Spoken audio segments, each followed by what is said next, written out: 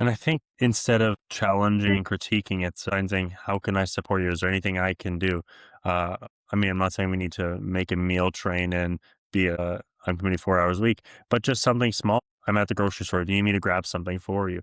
Just these small little things, or you know what, you're doing good, you're doing great. Keep up the good work. Something small. I think oftentimes it's those little simple things that go a long way to show that we you're not in this alone and you have the support, because like you said earlier, you were kind of, the world was crashing around you and you felt like everything was on fire and you just had you and Noah. So how do we help you not feel that way, help you feel like you're supported? I think that goes a long way. Yeah, when I think about the people who made me feel the most supported, they weren't people who knew anything about dementia care. They were the girlfriends and the people in my life who would send me a text, "Hey, thinking about you today. Saw something funny. Want me to come over for a movie night?" It was the people who came over. I love to host dinner at my house because, sometimes taking dad or Noah out would have been difficult, but if people came to us, and, I'm a very social person, so I really crave those, friendships and the time with extended family.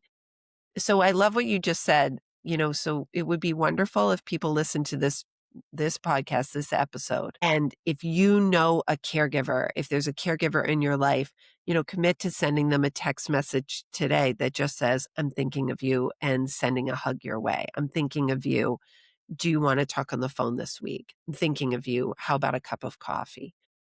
That would be wonderful. One important caveat, Katie, I would have is that once the battle is over and the person passes away, like happened, don't just immediately disappear. I know I've seen it firsthand in my family that people are like, "Hey, we're here to support you."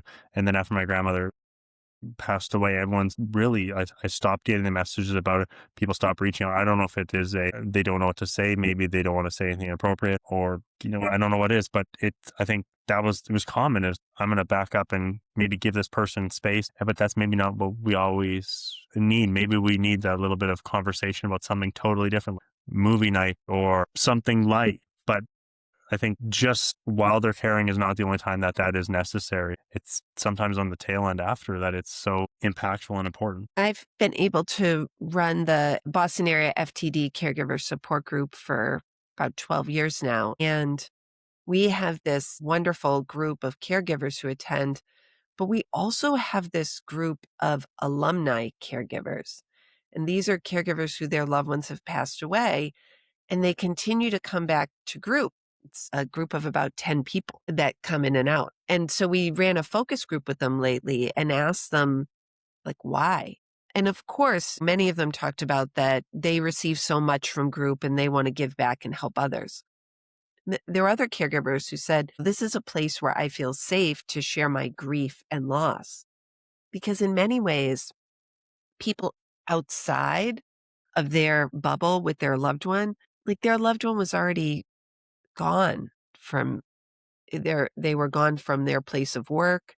Maybe they weren't as present at family holidays. And so that loss had happened already for many people outside of the inner circle. But that caregiver is experiencing an incredible loss, not only of the person they loved, but also of their identity as a caregiver. So it's just very complicated knowing that, yes, these people in your life with caregiving experience, they would benefit from your friendship and your support. And it doesn't have to be about dementia caregiving. It doesn't have to be about grief. It's just about being human. No matter where you're watching the Dementia Collective from, if you get anything from this at all, anything, please like, comment, and subscribe. And most importantly, share this everywhere you possibly can. And if you're feeling extra generous, head to Apple Podcasts and Spotify and leave us a 5-star review.